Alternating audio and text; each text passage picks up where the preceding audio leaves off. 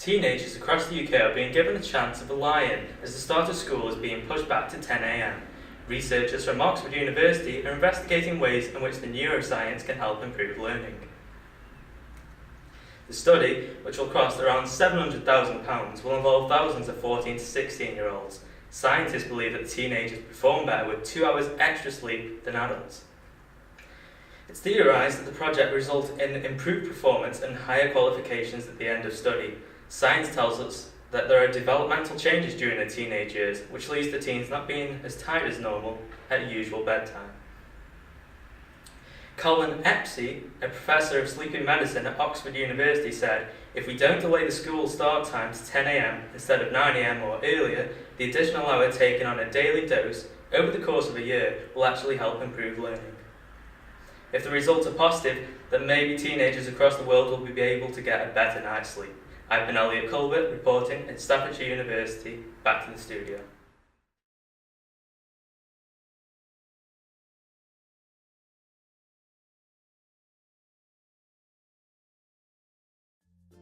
Hi, my name is Bethany Callbutt. I'm from Pencourt in Stoke-on-Trent.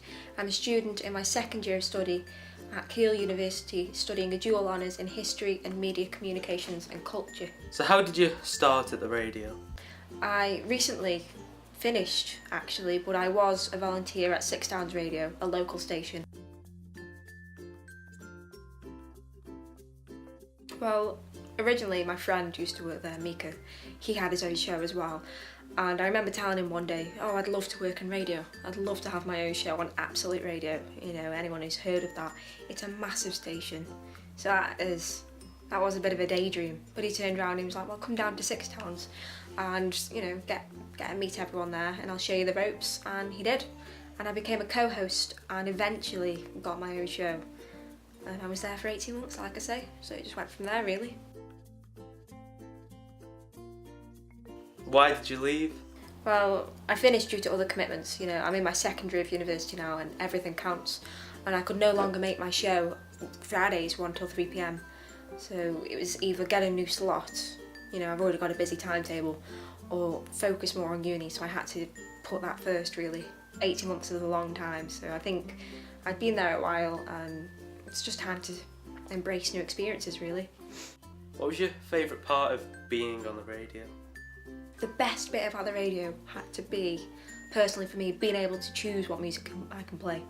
You know, I listen to the radio in the car with my family and sometimes the music is dreadful, so it was great being able to choose whatever I wanted, you know, within reason. I couldn't play things with swearing, they had to be edited so they were radio friendly, and I had to be careful about what genres I played at a certain time because my show was Fridays 1 till 3 p.m. and that's a prime time, so I couldn't play anything too heavy. So I loved the freedom, really, and also having guests in and getting to meet people from different areas. I had bands.